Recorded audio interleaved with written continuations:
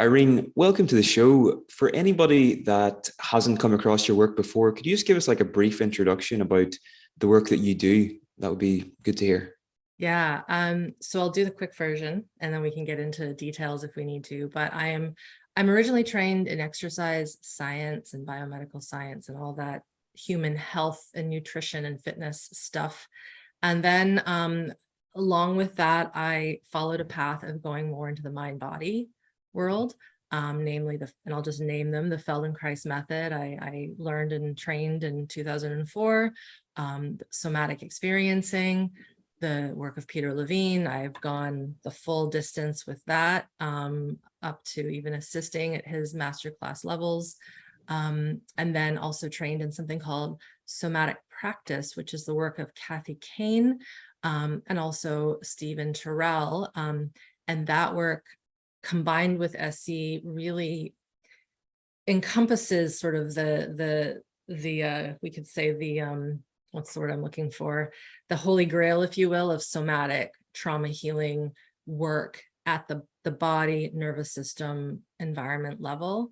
And so in my current work, I bring all these things together, the Feldenkrais, the SC, the somatic practice, currently into online learning and teaching. However, I was in private practice for a lot of years, from really 2005 up until just about 4 years ago. And so, yeah, I call myself, there's no real word for us, the way, a psychotherapist would be called a psychotherapist, or a physical trainer or therapist would be called that. But I tend to call myself a nervous system expert and a somatic practitioner. So we'll call myself that today. Awesome. Yeah. Okay. So you obviously use so many different, or you've integrated so many different approaches and modalities to get to where you are. I'm just curious, have you thought about any foundational principles that you that cut across all of these fields? Yeah. If I put my Feldenkraisian hat on, so that's the work of Moshé Feldenkrais, one of the principles that I adore and use all the time from his side of things, and it bleeds into also Peter's work, is the importance of awareness, self-awareness, body awareness, environmental awareness, really being in the present moment and being with the body. And that would be one of the key primary principles. But then from there, you kind of open up Pandora's box, because most, and I'm being very general here, but most humans, until they've gotten into this work, they don't usually know what that means or how to even attempt to bring awareness to their bodies or to their consciousness, or to however you want to call it, just because of our upbringing, our conditioning. Society tends to kind of cut us off from our awareness and our body, as you probably know. Definitely like that here where I live in a British colony in Canada. People are very, very good at keeping it all in and keeping it together and not showing emotion. And so again, that awareness piece of, wow, am I actually holding on to emotions, or am I not feeling my body, even though I'm a marathon runner, which happens, those sorts of things. So I would say that would be one of the first ones. And then after that, something that again, this kind of falls through the neuroplasticity world, is the importance of sequencing people's healing and incrementally helping a person gain that awareness, not in one big blowout, session that leaves them completely spent and not knowing what hit them, a box of Kleenex kind of later, but as you would a child, teaching them the ABCs, how to crawl, how to roll. You can't teach an infant everything they need to know, not even in 1 year, let alone 5 years. And so another part of, we could say, this holistic view of healing the human system is we have to see the system as needing time to integrate, time to learn, because that's really the primary thing that I teach my students is I teach them how to learn again, how to relearn how to learn, how to not beat themselves up when they're learning something new, even when they get something wrong. So again, this incremental piece by piece, we would call it titration in the somatic experiencing world. You've probably come across that, little drops that essentially, if we use that metaphor, eventually fill up the bucket. But we don't want to overflood the system. So those are like the two first ones that I'll speak to. So there's so much in there. So awareness and titration. Something Yeah. something I'm curious to ask, and I think most people that are watching this would be sort of curious to know as well. From just a brief glance at your work, Irene, it's very clear that you are really skilled at learning new subjects, mastering new subjects, applying them, and then teaching others. You know, you seem to be really gifted in that area. So I'm just curious, how do you approach learning these new subjects whenever you have to take something on? Gosh, you know, I don't have an actual answer for that, but I'll give you what I experienced when I was in university in like my 20s, my early 20s. For whatever reason, I had a very strong affinity on complex systems. Like, to give you an example, when I was in elementary school, true story, I nearly failed everything. Even to this day, I have to count on my fingers. My husband always, teases me because I just can't do basic math.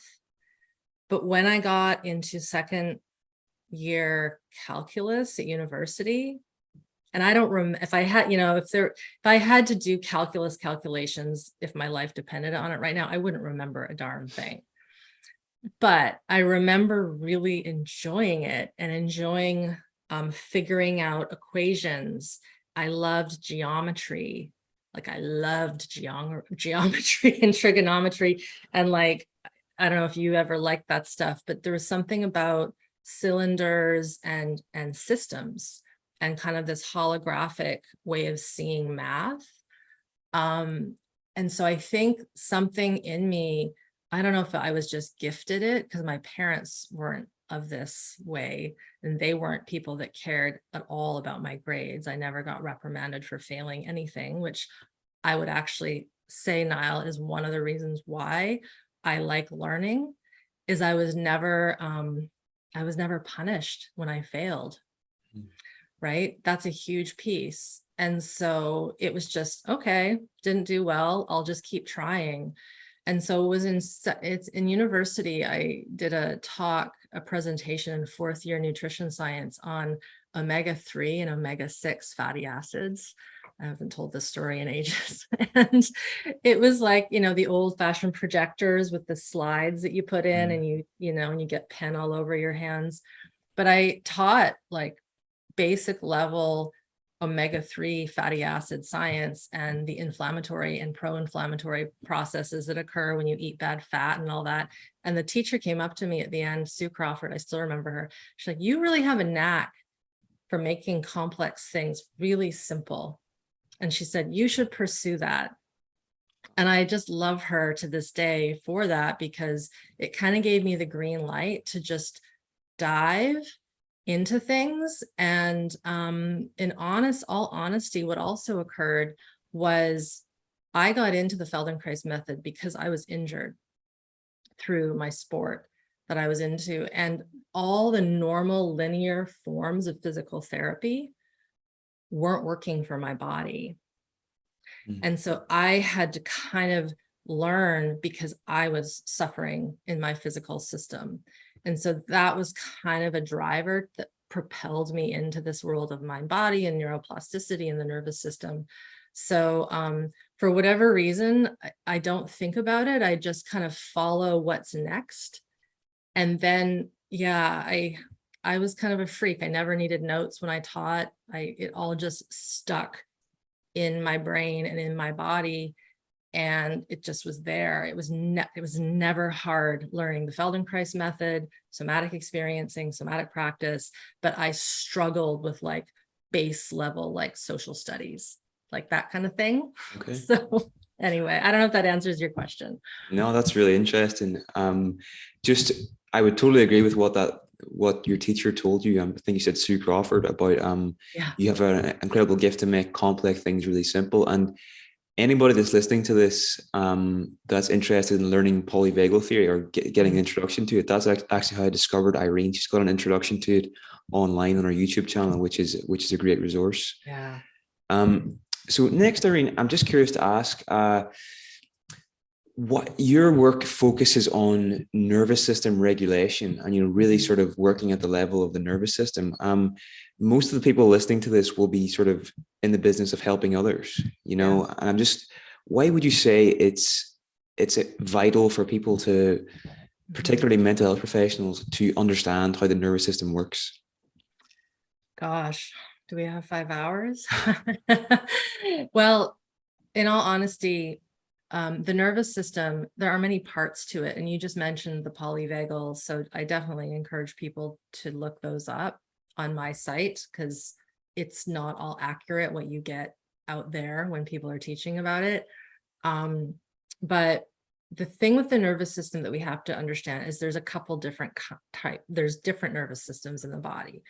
Mainly we have our central nervous system, which is the brain and the spinal cord, so central to the body, and then the peripheral nervous system, which is all the nerves that snake and feed out of the brain and the spinal cord. And the vagus nerve, as one example, is a cranial nerve that comes out of the brain, and then it feeds through and it goes like everywhere.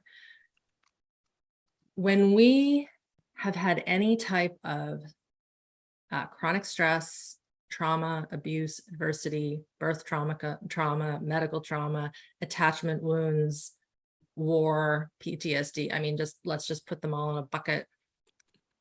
That doesn't just impact, your pinky finger. It doesn't just impact the amygdala. It doesn't just impact the gut. It impacts the entire system. My best analogy to pull one in is, when you go on a plane and you're pressurized, and sometimes your ears feel that pressure and you feel it in your body, and you'll have a water bottle that, as soon as you're up, you can release the pressure, and you have toothpaste in your bag and it might explode and your pens might explode. So that pressure is impacting not just your ears, it's impacting everything in that plane, right?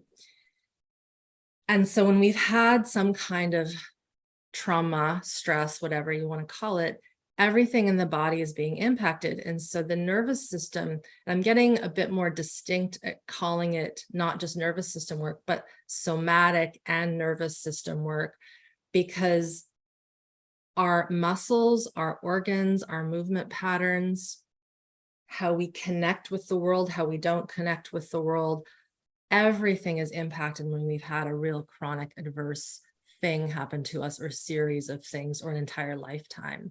And so for mental health professionals, first of all, one absolute necessary resource is the book, When the Body That Keeps the Score. I'm getting that wrong, I think. The Body That Keeps the Score, Bessel van der Kolk.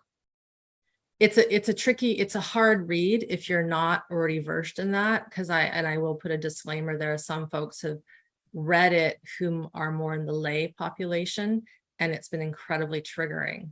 So it really is meant for professionals. But as he states in that book, and I'm paraphrasing the whole book, pretty much most psychiatric illness, mental disorders are based in the physiology, in the nervous system, in the body, as a result of the things that the body endured and survived. Mm. And so with that, when there is, let's say, what we would call a mental trouble, a trouble of brain processing, we have to look at the whole system and what within this entire web of nervous system, nerves, the physiology, how the body moves through space, all of it has to be kind of played with and addressed and kind of dissected. So that's kind of a first level. I'll pause and see if you have any pieces, and then of course I have more to say. No, that makes sense so far. We interviewed Pat Ogden for this summit as well, from Century Motor Psychotherapy, and one of the things that she said that really sort of stuck out for me, she's like, the body tells a story. And it seems to be what you're saying as well, that the body has a memory, you know, these things get stored on some level. They do. The body has intricate, implicit, we would call it memory. And that is what it's called, implicit memories. And there's different types. Like, I'm assuming you and I both know how to tie our shoelaces. And we learned that when we were real wee and little, and we probably don't remember how, just like riding a bike. That's a procedural, implicit kind of memory that's written in the, not just the brain, but in the motor memory, right? Have you ever tried to tie your shoes the other way? You know, Don't think so. it's really difficult if you try to do it, because it's just an automatic movement pattern. And so Pat's right. I mean, Pat originally studied with Peter, so they come from the exact same world. And when we've had, and I'll just use one example. So let's just say, and this doesn't mean that this is the only example, but let's say someone was hit when they were young. You know, they were abused physically, which happens sadly all the time. And that little person couldn't defend themselves because they were super little, or if they tried, they got hurt more. So they stop the defensive pattern of wanting to push or scream or kick or run. That's fight, flight, right? And then that person is now 30 years old, 40 years old, 16 years old, and they can't figure out why they have so much anxiety, why they're so scared of people, or they're scared of certain people when they're on the side to them. And then we can trace back, oh, every time mom hit me, she was on my left side. So whenever someone comes to the left side, there's a little bit of a flinch, right? Kind of, for those that are just listening, kind of doing a body movement that would appear to be like a wanting to retract. And so that is not conscious, that is unconscious. So that is that autonomic nervous system that isn't just storing that in the brain, it's storing it in the sensory motor aspects that never got to be actually played out. So we would call that, at least in somatic experiencing, the need to deactivate stored traumatic procedural memory of fight and flight. Now, another part of that is the freeze response, which is kind of on that spectrum of survival, impulse, stress, energy. One thing, and this actually was just coming up in conversation with a student the other day, a lot of times people feel that when they feel the freeze response, when they're doing their healing work, they think that's bad. Like, I don't want to go into freeze. It's like, actually, no. You want to touch into that freeze energy without fear so that you can unlock the layer of freeze that you've been holding on since that time when your mom did the thing to you, blah, blah, blah. But you want to feel the freeze and feel the terror and the immobility of not being able to shout, kick, whatever, but then stick with it long enough and stay alert to it. And this is where being connected to the environment and that awareness that I mentioned is super important, because then, and I'm kind of giving you like a grand model of how this might work, that person would then, as a 30-year-old or whatever, act out the movement or the words or the scream or the kick, or I'm running, I gotta run. And then they would complete that incomplete procedural memory because they've had enough capacity to dip into and feel the absolute terror that is coupled with that freeze response. Does that make sense? Yeah, it does. So are you sort of saying that, you know, normally we think that we should avoid things like the freeze response or whatever, but you're saying in order to properly heal, you have to be able to sort of access it from a, you know, a conscious state and act it out, act the trauma out and process it, and then you can move on from there. Pretty much. If we don't, okay, I'm gonna backpedal a bit. I would never ask someone to do that on, like, say, if I was working one-on-one the first session. Yeah. I would only do that if I knew that that person had already foundational capacity and the ability to handle that level of intensity. This is where, again, that incremental titration piece comes in. It would be like putting someone on the top of Everest, Mount Everest, or even at base camp who has never exercised in their life and asking them, I need you to do some jumping jacks right now. They physically wouldn't, like, they would probably pass out of hypoxia, and they wouldn't even be able to maybe breathe in that atmosphere because their system is so deconditioned. So we have to think about this nervous system healing stuff in the same way.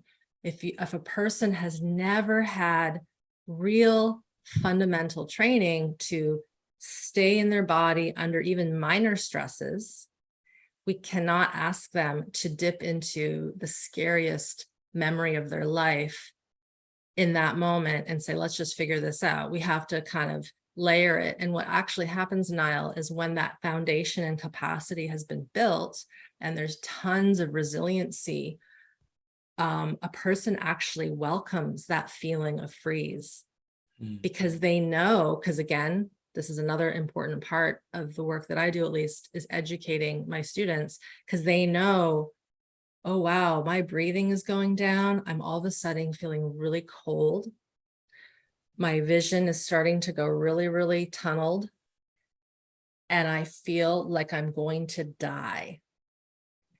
And if a person can be with that somatic quality while keeping their higher brain on board to witness it, that's also that awareness, they can then literally dip into that memory, be with it, see it, not re-traumatize themselves, act out, move, release, emote, whatever it is. Maybe it's just heat that comes off the body, maybe it's tears, doesn't matter, whatever it might be. They can be with it, let that stuff out, stay present, know that it is, we're doing this on August 2nd. I know that it's this day, the year is 2022, my name is Irene, and I'm feeling that terror, and I'm going to go on this roller coaster ride.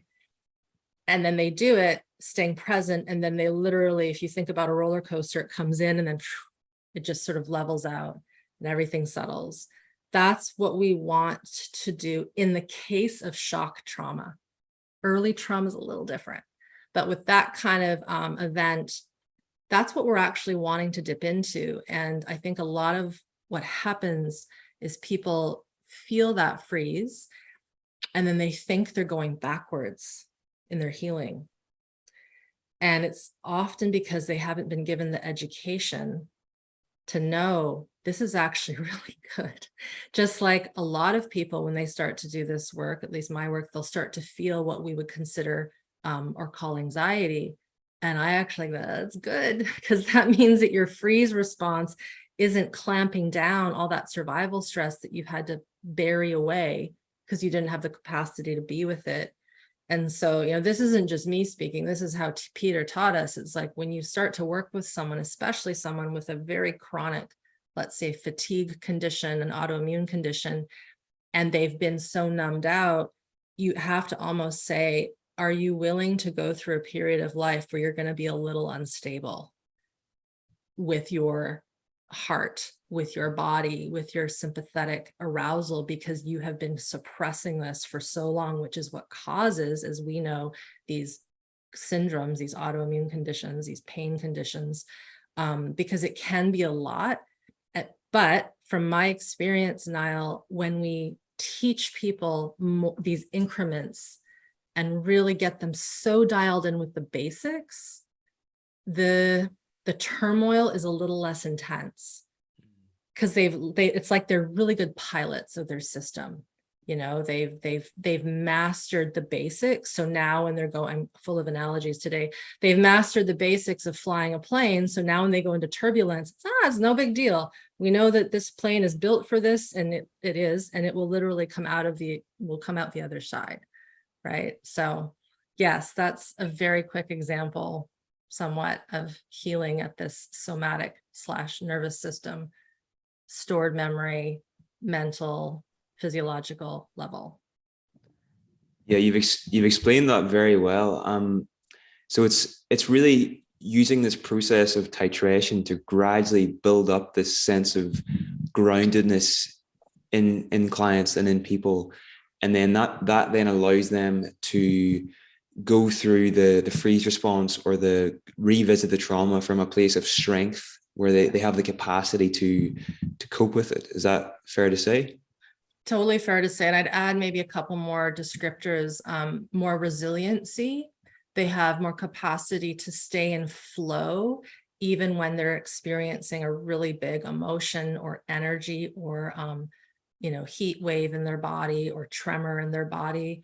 When they feel these, we could call them symptoms, but I don't like that because it's so medicalized. So when they feel these sensations or these body movements that make zero sense, they stay open in their we would call them in our work diaphragms, the joints. Some Eastern traditions might call them the chakras. It's like we're staying open in the energy centers. The chi is flowing with this tsunami wave that's going, because even in a tsunami, it's still flowing, right? It's just really big.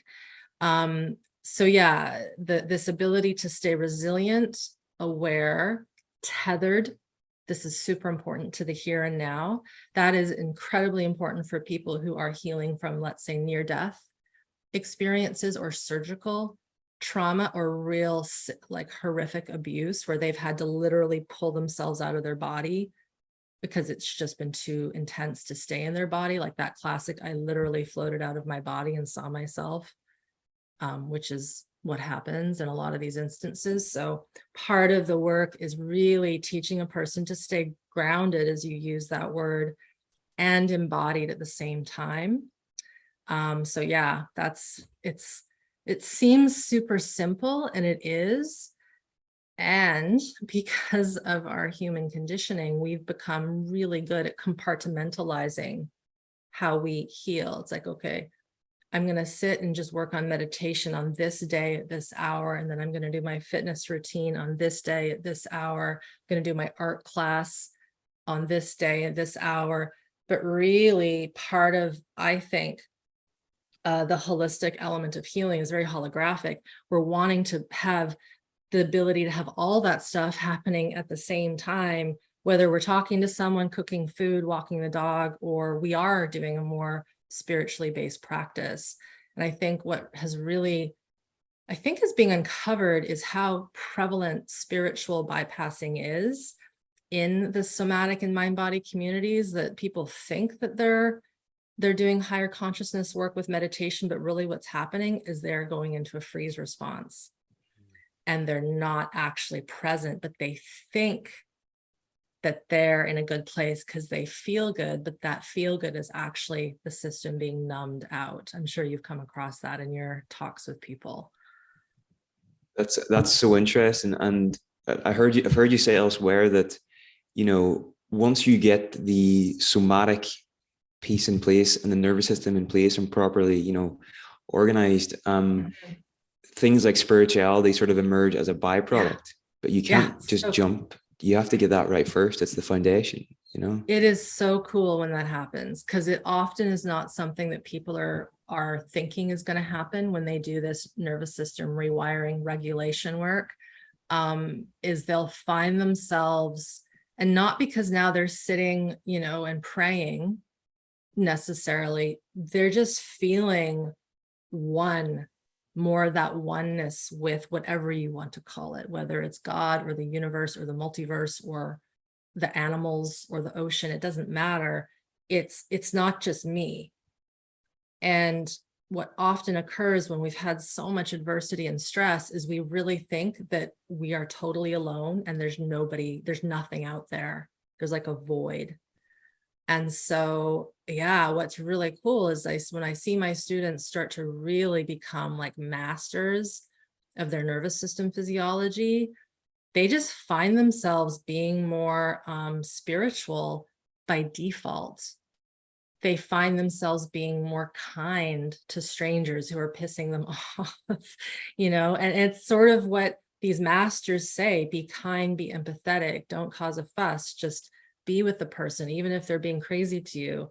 And some people will meditate till the cows come home to try to acquire that, but it's often with force and willpower. But from what I've seen, when the human system has resiliency and this regulation on board of the nervous system, and we're somatically connected, and our movements have fluidity, and we're healthy, of course, food and diet and exercise and all that is important. But when we get this physical, like 3D vessel really dialed in, to sound a little more, what we could say out there, our higher consciousness, our technologies of consciousness, telepathy, they just get sharper, and they come so much more easier. Like people just are saying, wow, I am making decisions like I've never done before, or I've just rekindled with an old person who I never thought I would ever see. And I thought about them, and boom, there I see them at the supermarket. Or what, like there's this really interesting intuition that builds from this solid regulated nervous system state. Yeah. It's really cool. You put it is sort cool. of like it puts you back in the flow of life, properly, And one thing I will add, that's because it's important, is when we have this regulation on board, it also keeps us out of danger. Okay. And that comes back to that polyvagal world, and what Stephen Porges coined is neuroception. I'm actually thinking of a student's story that I have to share. She lived, or used to live, in like somewhere in the Alps, somewhere in Europe. And she was driving one day, and for whatever reason, she had an impulse to stop her car. And I don't know if you've driven through the mountain Alps of like Switzerland and Austria, but there's like, they're little roads, and there's lots of grass, and it's not like Canada in any way, shape, or form. But she had this desire to stop her car. She went with what her gut said, even though there was no reason to. Her car was fine. And all of a sudden, Kyle, a house that was being lifted with a crane dropped right in front of her on the road. Like they lost it. Oh my God. And I'm getting tingles in my head just thinking about it, because in that moment when that happened, she was regulating and learning to follow the impulse of her body. And we were teaching her that. And it made zero sense. Why am I stopping my car? I do this drive every single day. So those are the kinds of things that we start to experience where we are where we're not put into danger. We're actually into better safety because of this, whatever you want to call it, intuition, gut sense, interoception, neuroception. It's pretty cool. That reminds me of something I've heard elsewhere, and this might be complete nonsense. So please feel free to fact check me on this. I can't wait to hear. But I think during the tsunami in 2003, the really bad one in Southeast Asia, apparently barely any animals were killed, because for some reason they just got out of the area a lot quicker than humans did, because they sensed something was coming or whatever, 100. Oh no, I don't have to fact check that. Like I am sure that they could feel the pressure change in the water, the vibration. Yeah, they're like, something's not right. We need to get out of here. 100%. I'm gonna look it up after myself just to clarify that. It's something, you've mentioned there a few things. It's not just about being able to be regulated in one context. It's being able to bring this to almost every aspect of your life as a practice, and from my interactions with you, Irene, you seem that you carry this regulated state with you through most of the things you do. Even the way somebody writes an email is a very good indicator of how regulated they are. And your emails are very calm, focused, centered. It's like, oh, that's easy. That's easy to read. You know what I mean? No one's ever given me that feedback. Thank you. But you get emails, and it's just like someone just went, and it's like there's no thought into it. But anyway, I want to make that comment. Well, to give my team credit, we do have someone who proofreads them. Okay. And I don't write an email in 10 minutes. Like I'm a writer at heart. And then of course I still get test emails and I edit them. But I try to write them as a conversation Mm. with that engagement. And sometimes humor is important as well, right? Or else it's just blah and dry. 100%. So thank you. Thank you. So yeah, I think it'd be good now. We've touched on it a few times, but I think it'd be important now just to cover a bit on trauma. And how do you define trauma, and how does it differ from the mainstream view, would you say? I think that mainstream often hears the word trauma and they think gory, accident, war, horrific abuse, which is accurate. We could say that those are big traumas. So I welcome those definitions, because I don't need to, say that's not right.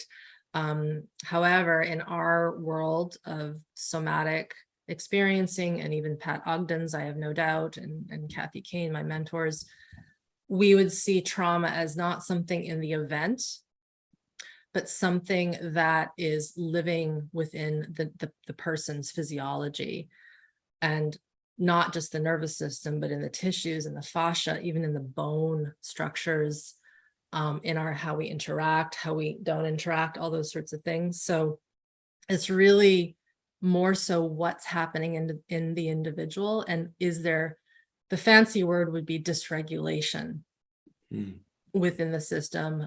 Is there, I was just revisiting a quote from Peter the other day, is there a fixity, like an armoring, a solidity in the system, and nothing can like get through it or penetrate it? Or is there flow, and can there be movement through? It's like that tsunami thing again. There's movement to that, even though it's really big. And then we can manipulate that water, and dams to create power. And if you think about that, like when you are holding in energies, emotions, survival stresses, you're literally damming up the system and creating toxic energy. To use hydroelectric power as another example, right? You're like storing all this stuff inside. And so one would say in our world that someone who is living in survival stress has a lot of stored traumatic stress. So I'm very distinct with the words that I use these days, because everyone's throwing out the word trauma, this, trauma, that. It's like, well, what does that mean? And it's something that is stored in the system, and it's basically creating dis-ease, lack of flow, congestion, toxicity in the entire system. And how that system relates to the environment. Got to bring the environment in as well. Again, very, very interesting. And it reminds me of how you differentiate between personality and individuality, and how the personality is formed. Could you maybe tell us about that? That's one of my favorite things. Yeah. I actually was taught that not through my classical training. It was through the work of Edgar Cayce, who's kind of a prophet. I don't know if you ever came across him. He was actually considered the grandfather of holistic medicine, believe it or not. He was a psychic in the United States, born in the late 1800s, and his powers were insane, out of this world. So definitely look him up. His history is amazing, but he distinguished the difference between individuality and personality, and that our personality, and I'm paraphrasing this, is what we create to survive within the context and environment we're living in. And then our individuality is more of, at least in his words, would be the soul. I do believe in a soul, that it is our unique spark, our unique gift, like who we truly are. And you'll see this in siblings, right? Like I don't have siblings, but I see this in my friends' kids, and that, or they're same parents, fairly same upbringing. And the parents are like, I don't know what's with little Jimmy, but he's completely different than his sister. And we did everything the same, but he's just more this and she's more that. And it's like, where is that coming from? The interesting thing is that so often our individuality, this soul spark, gets squashed because we have to fit these little kiddos into a certain box so that they can go to school and do all the things that we're starting to realize maybe aren't so great for the development of the human. And so in that process, we kind of get bleached out of our spark, of our individual spark, but we're really good at our personality, right? Like I was just listening to a podcast today, a bit of one talking about comedians and why are comedians. And often you look, they have had horrific childhoods. You know, Robin Williams is a great example. And they just had so much pain that they had to have this personality of being funny. They had to be the joke, the clown of the family, or the class clown, as you would call it, to make sure everybody was having a good time, because there was so much underlying stress. But that also comes at a cost, because that person might not be necessarily be working from their true desire. It's a survival mechanism. And so what happens, I see with students and even myself, is as you start to become more regulated and you literally peel off these layers, you start to feel things that are like maybe foreign, but often it's like, that's actually who you are. But you didn't know it because you had so much armor, so many masks. It's like that proverbial onion with the layers, it just never ends, right? And so the personality, I think we do need it, because, you know, I'm not going to go to the grocery store, and if I see someone if I see something happening that I don't like, I'm not just going to like scream and do what I want to do, which is like save that child that's being verbally abused. You know, I have some social decency, but I feel it, you know, like, so there's some parts, I think, of our conditioning that keep us somewhat civilized. But then I feel, I kind of know that we need to have a way to return back kind of to that essence, if not daily, multiple times a day, so that we don't forget who we are in this world that is asking us to be a certain way all the time. And, you know, one of the survival mechanisms that I know Pat Ogden talks about more is the fawn response, the fight, flight, freeze, fawn. In our side, it's more advanced, but the fawn in some ways is like a way in which little kids and adults create a personality. Like a little person will change themselves in a home life to make peace, to not get hit, to not be screamed at. And that is a fawning. That is a stepping back and submitting yourself. And oddly, what kids also can do, and I have sadly seen this, is they will get sick. They will get sick because it gives them attention. It's completely unconscious.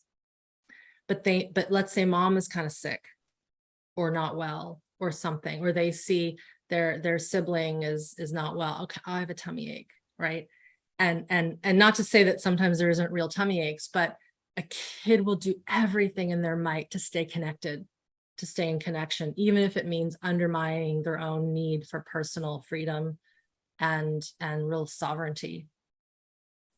So yeah, it's personality and individuality is really cool. There's one book, I'll send it to you. I can't remember the name. It's written by one of the main writers who writes about Edgar Cayce's work.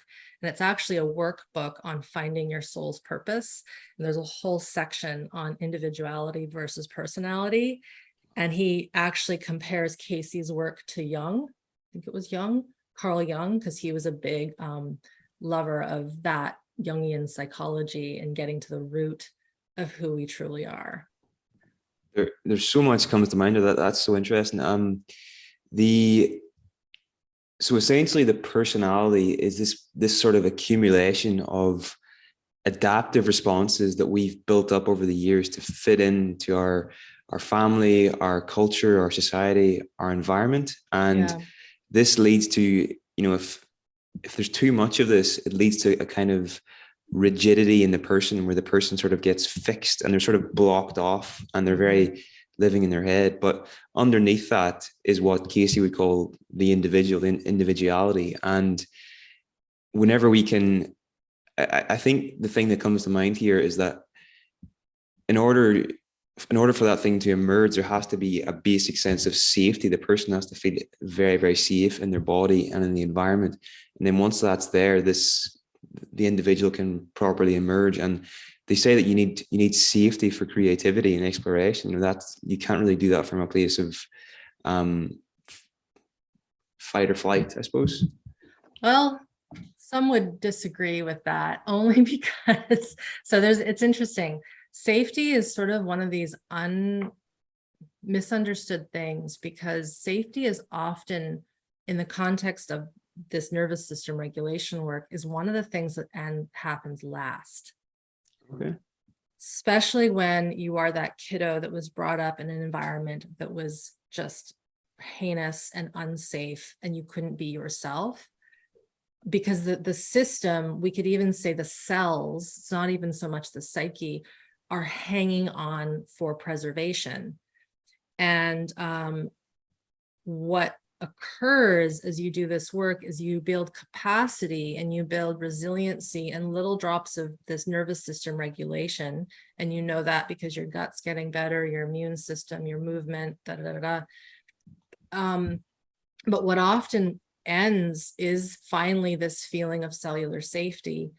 But it takes a lot of trial and error and a lot of time, is really the best way I can put it, in different circumstances, for the cells to finally go, okay, I think we're finally able to let down. And my husband actually is a great example of this. I'm allowed to talk about him. He's also a SE practitioner like I am, but he was raised in like that kind of environment, very, very abusive, toxic, could not be himself. And we've been together for 12 years. And it wasn't until about maybe 3 years ago that he finally felt safe with me in the house. Wow. Now, it's not because I'm being mean and abusive to him, but it's because person in a house means I have to stay on guard, because his father was just not the nicest guy. And so whenever there was someone in the house, he had to be a little bit on guard. The garage door goes up and he instantly would be like, I can't listen to my music. I can't do the things I want to do. And so he would change himself. And so it was sort of like a proxy. Someone in the house means I can't fully be who I am. And he knew that it had changed when one day, for whatever reason, he decided to lay down in our bedroom, which is right underneath my desk. And I was working and he actually fell asleep, which showed that he wasn't on guard. Normally he couldn't do that. So the safety thing is interesting, because sometimes it takes time to get to that. But when it happens, a person knows it because their body just has this sense of ease that they've never felt before. But sometimes it takes a little while for that to land. But the thing you said about creativity is interesting, because there's a lot of artists that ain't regulated, right? There's a reason why alcohol addiction is huge in the entertainment world, because they are driven, they're driving their creativity and their performance with survival stress, and they need the substances to come down. They need the stimulants to get them up. But as we know, the longevity doesn't last. So many, think of all the people who die so young, who are just superstars and creative. But when we can have regulation and not be driven with our survival stresses within creativity, then the creativity has longevity, right? Like, it's amazing someone like Mick Jagger is still out there doing his thing. When you think about their history, it's like, how is that possible? So I think there's also exceptions. But most people, I find, I don't think many people have experienced creativity that isn't born from true regulation. And here's what's weird, Niall, is I think when we get more regulated, we might have those creative impulses, but the urge shifts because we're just kind of at peace, just doing our daily routines, doing our thing, you know? So it's an interesting topic for sure. 100%, 100%. So I'd like to ask now, Irene, to what extent do you think that our behaviors our behaviors are hardwired? You know, what to what extent are they locked in? That's a great question. I did a video on this earlier this year.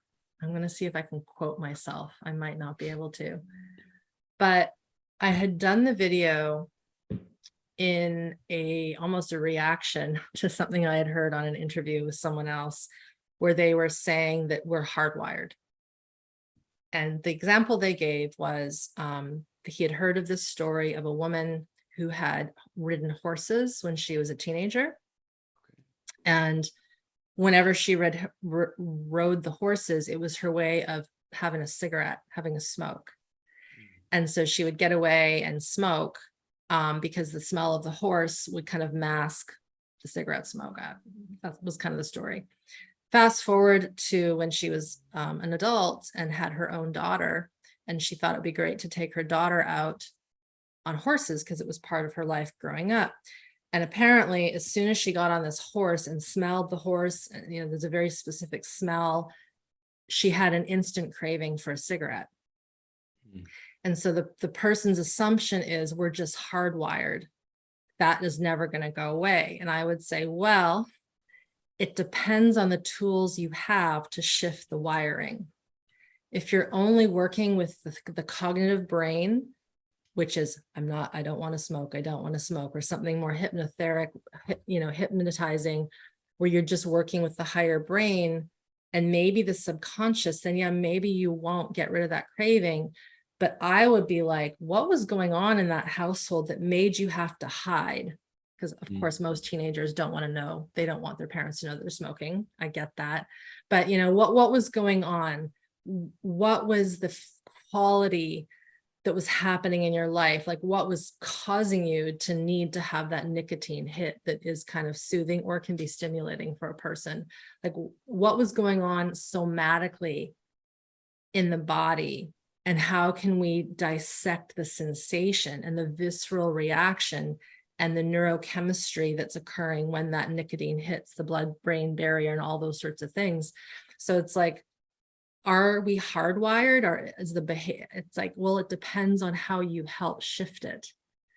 So I think it really depends on what you're working with. Now, because I like to kind of put another piece to certain things. If someone had the kind of neglect that Bruce Perry talks about in some of his books, I'm not sure if you're familiar with Bruce Perry's work. I've heard of him, but I've never actually read any of his stuff. So he wrote the book, The Boy Who Was Raised, I think, as a Dog. Born for Love is another book. He just co-wrote a book with Oprah on trauma, which apparently is really good.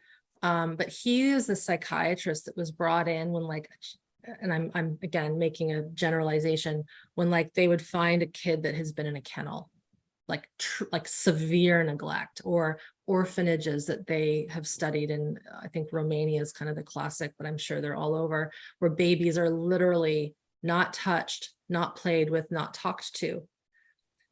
From what I've learned, that is not recoverable, because we need to myelinate and have connection, and we have to see faces, and we have to talk and see all the expressions. We have to be held. And even if we're being held and talked to and it's abusive, we still come out fairly civilized. But when we aren't learning those base level skills at the beginning, then yes, I actually, I'd always wanted to talk to him about this.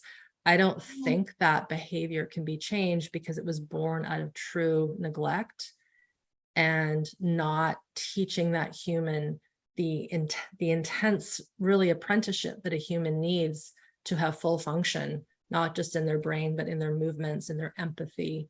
But yeah, Born for Love is like probably in my opinion, the one book that puts all the pieces together. with all sorts of different stories that are quite shocking, to say the least, right? It's incredible that this man is still doing his work, because he was like the doctor that I think was brought in after the Waco crisis in Texas, you know, with the Davidian cults and these kids that were just completely brainwashed and neglected. And he's like, these kids will never totally be normal functioning members of society. I might be paraphrasing that, but essentially, so yeah, to go back, behavior is I don't think hardwired for most of us, but it depends on the level of neglect. And if someone's listening to this right now and has access to a computer and can nod when I nod and can smile if I make funny faces, like, then you're fine. Like, you have the capacity to engage and see that. So even the fact of wanting to learn this material and listen is pretty much yeah, you're not hardwired, you can change. Does that make sense, that distinction? Yeah, totally. That's an important thing. Yeah. To make. So I'm conscious of time, Irene. I'm going to just ask a couple more questions. Yeah. All right. Yeah. So one of the things in researching this interview I find most interesting was your theory on self-sabotage and why we self-sabotage. You know, could you maybe tell us about that there, and your thoughts on why we do that? It kind of funnels into a little bit of what we've been talking about already. So again, if you were brought up with a lot of fear, a lot of being on edge, you know, having to expect that the humans around you are going to treat you badly and that nothing good is ever going to happen, you might see where I'm going here. When someone starts to improve their lives, maybe it's through listening to this conversation or seeing a therapist or starting to eat better. The moment they start to feel a rewiring, a change in that behavior, if you will, there's a part of them, again, if they don't understand how our system works, that will kick them back to the old pattern because it's more familiar. And so when we start to pave a new way, like literally through the forest, if you think about that, it's like really gnarly, you know, like there's no path. It's much easier to go back to the path that is like fully graveled, paved, stop signs, stoplights. We know where everything is. It's easy. You can do that with your eyes closed. But you're going down this new path that's so foreign, like it actually might feel weird and scary when you're being better to yourself because it's so unknown. And so what often people will do, I think there's even a term, it's called health anxiety. Okay. Don't quote me on that, but I've heard it. And it's a person will get anxious because they're getting better. Wow. And this comes back to that thing that I mentioned about kids who have to fawn and change to be part of a really sick, dysfunctional family. Think about that. If you were raised for 18 years of your life in that kind of soup, and now you're in this great relationship and you've got money and you like what you do, like that's like 180, it's like you're in the upside down, right? And so it's like, okay, this is actually good, but everything in my cellular physiology is saying this is bad, but it's good.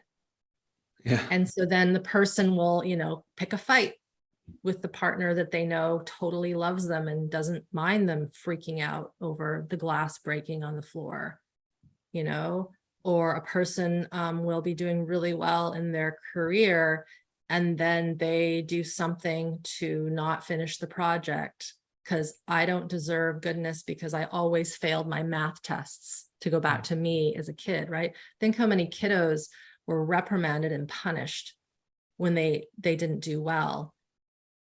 You know, so it's like you don't do well with something. If you were in that boat of having that exposure to that toxic shame, you will throw yourself back into that and not even know why.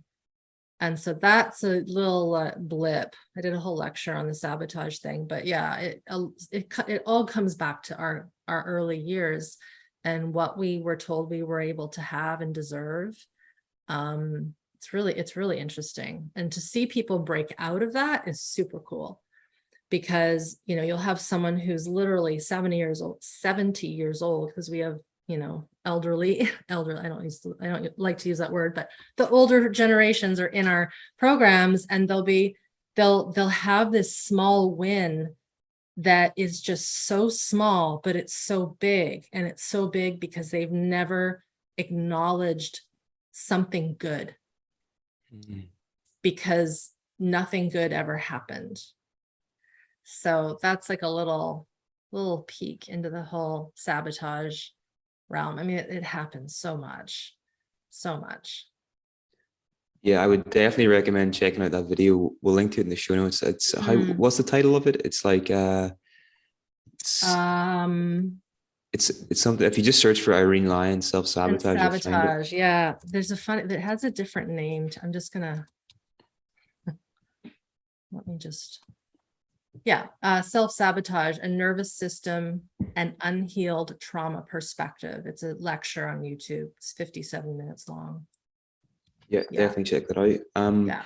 So this sort of, I suppose, I'm not sure if this is right or not, but this maybe ties back into the two foundational principles you mentioned at the start, particularly the sequencing one. You know, if we're gonna work on ourselves, we have to do it in increments and gradually expose a better way of being to the system over time, as opposed to one big shock. Is that important to keep in mind? Yeah. I don't think it can be said any other way.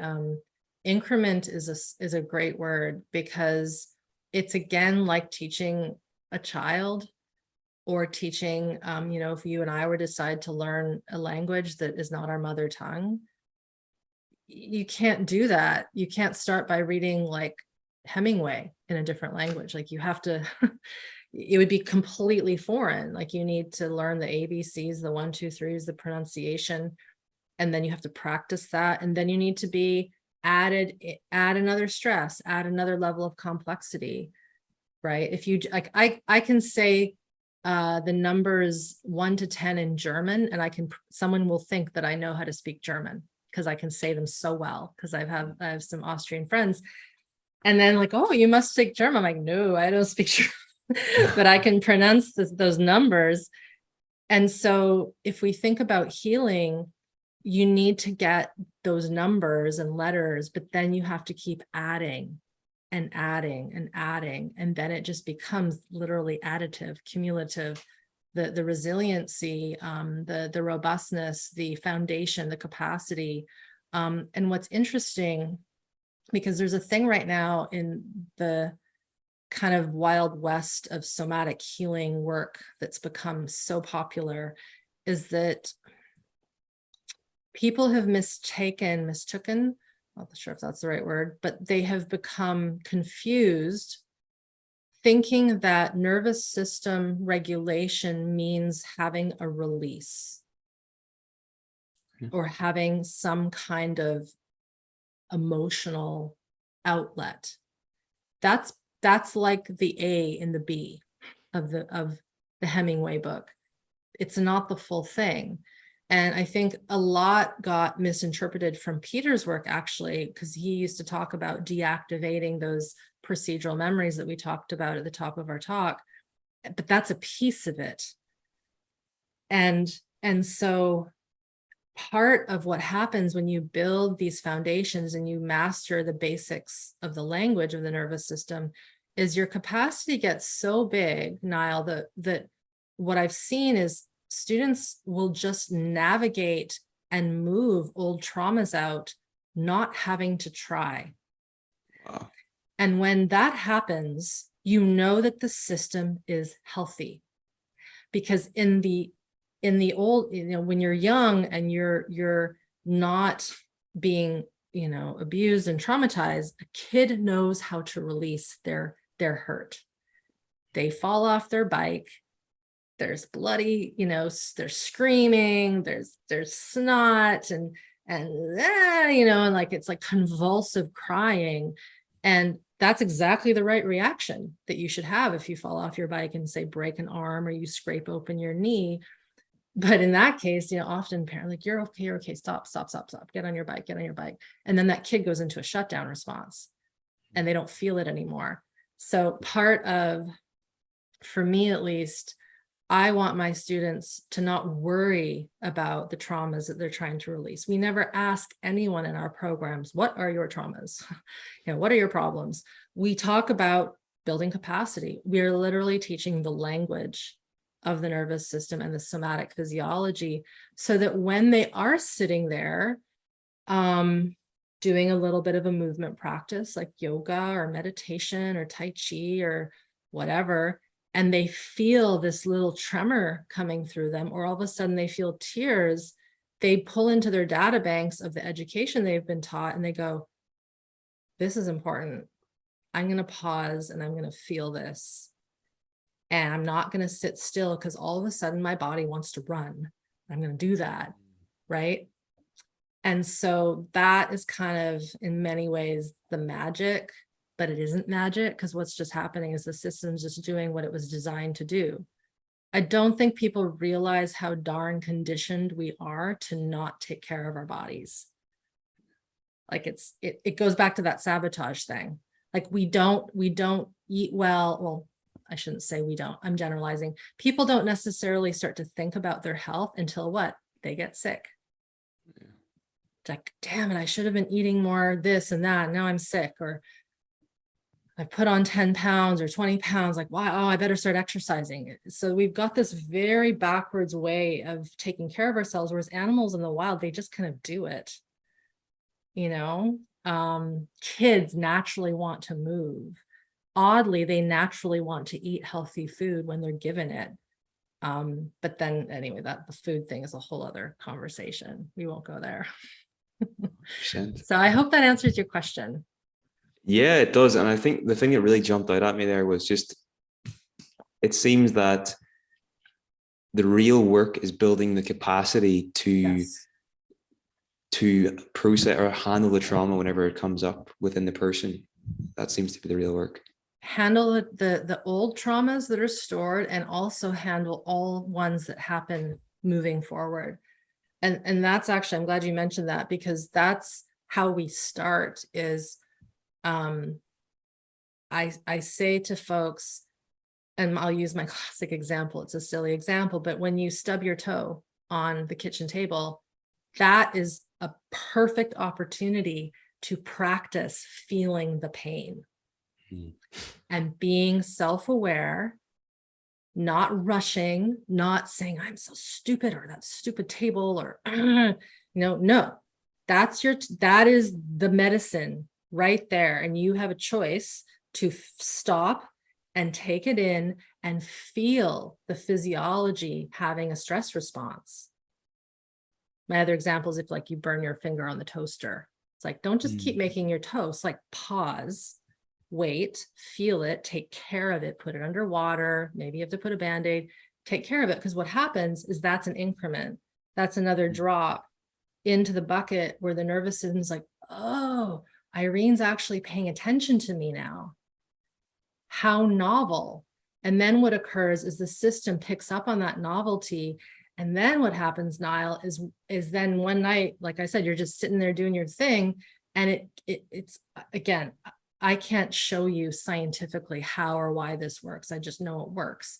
The system will start to unravel old stuff because it's tuned into the fact that you're paying attention in the current moment. And that's the part that isn't very glamorous, because I'm not saying we're going to go and bake some cathartic shaking movements and do all these things that are ritualistic. I just want you to feel your toe when you stub it, or if someone pisses you off, feel your desire to want to like break their neck, like these sorts of things. Don't act on it, but feel that impulse, that urge. Tears are coming when you're watching a commercial. Just let them come out. Like there's no need to hide them, And so these are all ways that we build these incremental elements to capacity within our system. 100%. So what you're really saying is that everybody listening to this should go stub their toe and burn their hand in the toaster. Don't do that, folks. We're joking. Don't do that. Don't do that. No. So Irene, it's been absolutely brilliant to talk to you. Yeah. I looked at the clock and I was like, an hour had passed. I thought it had been like 20 minutes. So I know we've ran a bit over, so apologies about that. Before you go, it's all good. Before you go, we're asking every person we're speaking to this, what are 3 books that you think that every therapist or practitioner should read? Oh my God. Okay. You didn't prep me for this. Okay, definitely Scared Sick. And that's written Scared Sick by Robin Carr Morse. And I apologize because I think there's a co-author, but I can't remember the name. Okay. Scared Sick. And that book is a really lovely breakdown of the adverse childhood experiences study. So it breaks down kind of the seminal piece of research that let us know treating kids badly isn't good for long-term effects. Like we gotta take care of our children at the end of the day. If we don't take care of our children, we're not going to get anywhere with improving humanity. So that one is super good. I already mentioned The Body That Keeps the Score, so we won't count that one. Gabor Mate's book, all of them, but for those that work a lot with chronic illness or your clients have that, When the Body Says No is a must read. That really dives into the importance of anger, the emotion anger, and that connection to autoimmune and certain cancers. So that's a must read. That was like one of his first books. And then if I throw in a book that is less sciencey, but has probably the best chapter I've ever read in my life, and I'm not exaggerating, it's Michael Crichton's book, Travels. He was the guy that wrote the Jurassic Park movies. ER was the television series. I don't know if you're too young to know that one. But no, I remember. Yeah, with George Clooney back in the day and Anthony Edwards. So the reason I mentioned that one is because he was a medical doctor before he became a Hollywood superstar. And his stories of medical school in the 50s, I think, in Boston are just out of this world. He talks about his travels to some places in the world, but then the final chapter, it's called the postscript. I don't want to totally give it away, but throughout the book, he has a very strong existential crisis around things that he can't prove scientifically, but he knows they're happening. Like he talks about spoon bending parties in LA and talking to a cactus in the desert and just crazy shit. And that the postscript, I can't give it away, but what it basically talks about is how it's so important for us to have an open mind when it comes to the human system and what humans are capable of, and our gifts and the spiritual realm and telepathy. And because of his training as a medical doctor and seeing, like being very scrutinizing, he shifts his mind. He changes his mind about what is possible. And that final chapter is just, I can't read it. Please read it, Niall, and let me know when you get to the end of it, because it's super cool how he brings it all in. And I like to say to people, we have to be open to things that we can't study with a microscope. Because everything I've just talked about, there ain't no studies. Like it's just, we know, I know based on the evidence from my students that this is changing their lives, and we don't have the level of sophistication to study it, but it is working. And so that book is just one of my, I read it every now and again, kind of like the Bible, like parts of it, because it's just so fun. He's a great writer, right? He wrote these movies and tons of other books, science fiction books. So very cool. That would be another one. Thank you Yeah. for that recommendation. That is, I was not Yeah. expecting that. Travels. That's really cool. Yeah. And could you tell us about, so you run a program that's, by the time this is released, your next intake will have already been gone, but you do them regularly. The Yeah. smart body, smart mind. Could you maybe tell us a little bit about Yeah. that there as well, Irene? Yeah. So Smart Body, Smart Mind is a 12-week curriculum. We typically run it once a year.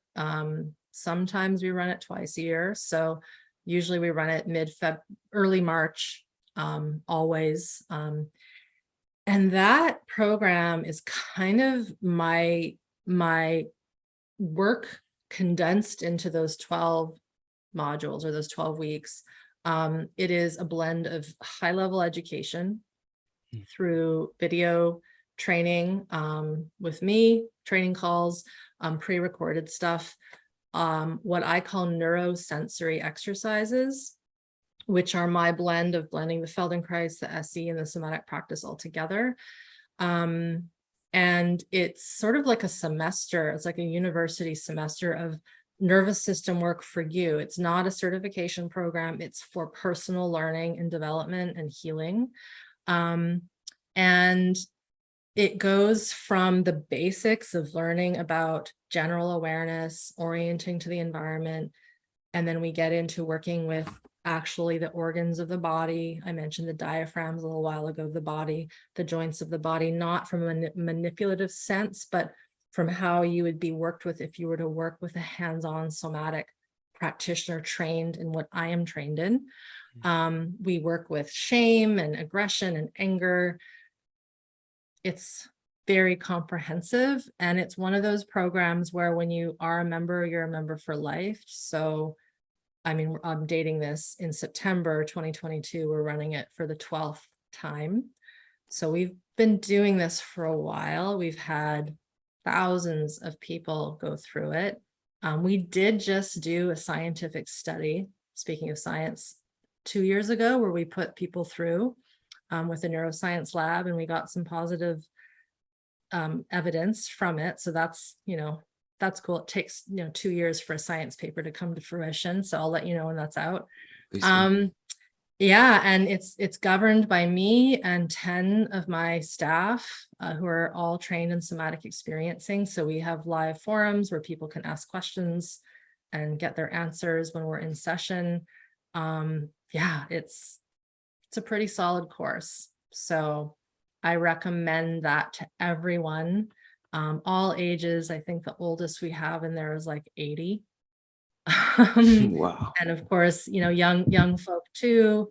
Yeah, so Smart Body, Smart Mind. And that was developed because I was in private practice and I was literally knocking my head against the wall because I just wanted to spend hours with my clients teaching them the theory. And that wasn't cost effective for them, time effective for me, because I couldn't work with them if they didn't understand what was happening. And so it was that realization that created homework assignments for my private practice clients, audio exercises where I would record tracking, sensing organs, kidneys, adrenals, all of that, brainstem, vagus nerve. And then one thing led to another, and we just put into a big course. Amazing. So that's Amazing. Smart Body, Smart Mind. We'll link to that in the show notes as well. So Irene, Yeah. but before you go, I just want to say, what strikes me about the work that you're doing here and you've been doing for the past, I don't know, whatever amount of years it's been now, just 10 or 12 on this, or? Well, I started studying somatic experiencing in 08. Feldenkrais was 04, and my exercise science stuff was 94. So it's been 20 years. Quite a while. Okay. So yeah. What I'm getting at is you're essentially helping people to better regulate their nervous systems. And this is going to become, I think, more and more prevalent in society. And what you're contributing to creating a more regulated society, which in turn will be a more compassionate society. People will feel safer and will just look after each other better. So this is so important what you're doing. And it's such a good message to be getting out there. So keep going. And thank you. We're with you on the way, So thanks so much for you. what you're doing and wish you all the best going forward. Thanks so much, Niall, for having me. Thanks everyone for listening.